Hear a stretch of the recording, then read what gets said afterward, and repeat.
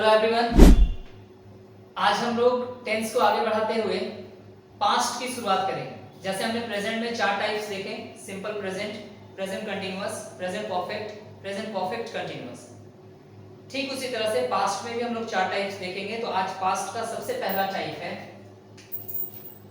जिसको हम लोग सिंपल पास्ट कहेंगे। रूल नंबर 5 हम कह सकते हैं इसको।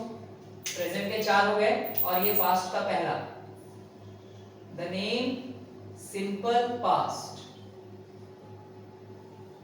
देखिए इसके कीवर्ड्स जो हैं या, ए, ई, ता, था, ती, थी, ते, थे, इस टाइप के कीवर्ड्स इसमें आते हैं। ठीक है, आप सिंपल पास्ट के रूल को देखिए। एफर्मेटिव रूल, सब्जेक्ट सिंपल के लिए मैंने आपको बताया है that we can use 3 forms, verb 1, 2 और 5। लेकिन यहां सिंपल के साथ साथ क्या है, पास्ट। और जैसे ही पास्ट की बात कीजिएगा तो वर्ब 1 और 5 पॉसिबल नहीं है, इसलिए हम लोग सिंपल पास्ट में सिर्फ वर्ब का सेकंड फॉर्म यूज करते हैं, ऑब्जेक्ट।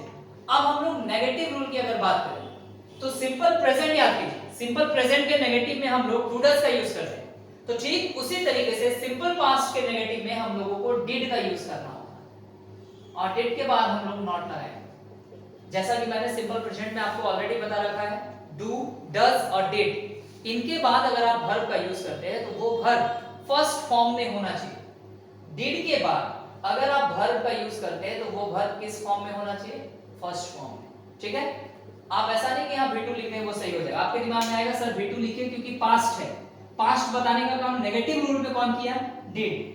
तो जब आपके पास्ट का पता चल गया है तो आप दोबारा उस सेंटेंस में वर्ब टू का यूज नहीं कर पाएंगे, आपको वर्ब रखना होगा। अब सिंपल इंटरोगेटिव सेंटेंस में अगर हम आए तो डिड पहले आएगा, subject, verb 1, object and question mark. Simple interrogative negative में आ जाए तो did, subject, not, verb 1, object and question mark.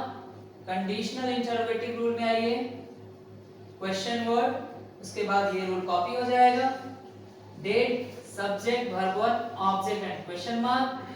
Conditional interrogative negative rule में अगर हम आए, question word, did, subject, not, verb 1, object and question mark. ठीक है, चलिए कुछ एग्जांपल देखते हैं। मैंने उसे नहीं बुलाया, मैंने उसे नहीं बुलाया, ये एक सेंटेंस पहला हो गया। सेकंड देखो, आपने उसे क्यों नहीं डांटा, आपने उसे क्यों नहीं डांटा। अब अगर हम ये सभी सेंटेंसेस को बनाएं, then the rule is just before our eyes. Rule हमारे सामने है, अब हमें सिर्फ इन रूल्स को फॉलो करके इसको ट्रांसलेट करना है। मैंने उसे नहीं बुलाया, नेगेटिव है ना, तो नेगेटिव रूल से बनाए। I did not call him. Verb form से याद कीजिए, बिना वर्ब फॉर्म से याद किए टेंस समझ पाना पॉसिबल नहीं है। और अगर आप टेंस नहीं समझ पाए तो ग्रामर कभी भी आपको अपने जैसा नहीं लगेगा, या फिर आप उल्टा ये सोचिएगा कि ग्रामर बहुत डिफिकल्ट है ना। उसने क्या किया, ये कंडीशनल इंटरोगेटिव है। व्हाट डिड ही, करना के लिए do, what did he do. क्या वह नहीं आई, ये सिंपल इंटरोगेटिव नेगेटिव है। डिड शी नॉट कम, वे लोग कहां गए, ये कंडीशनल इंटरोगेटिव है, इस रूल से बनाएंगे। वेयर डिड दे गो, आपने उसे क्यों नहीं डांटा, ये कंडीशनल इंटरोगेटिव नेगेटिव है। Why did you not scold him, why did you not scold him. तो ये हमारा सिंपल पास्ट हो गया। ठीक है, तो पास्ट की प्रैक्टिस कीजिए और प्रेजेंट की प्रैक्टिस इससे पहले कर लीजिए, क्योंकि प्रेजेंट अगर आपने अच्छे ढंग से प्रैक्टिस कर लिया है तो पास्ट आपको समझ में आना ही है। दूसरी बात, वर्ब फॉर्म्स जरूर याद कीजिए। बिना वर्ब फॉर्म्स के आप ग्रामर को कभी भी अच्छा नजर से नहीं देख सकते, ठीक है ना।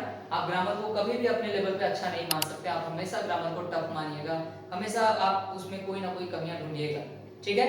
इसलिए वर्ब फॉर्म्स को याद कीजिए ताकि ग्रामर आपको समझ में आए। Thank you, have a nice day.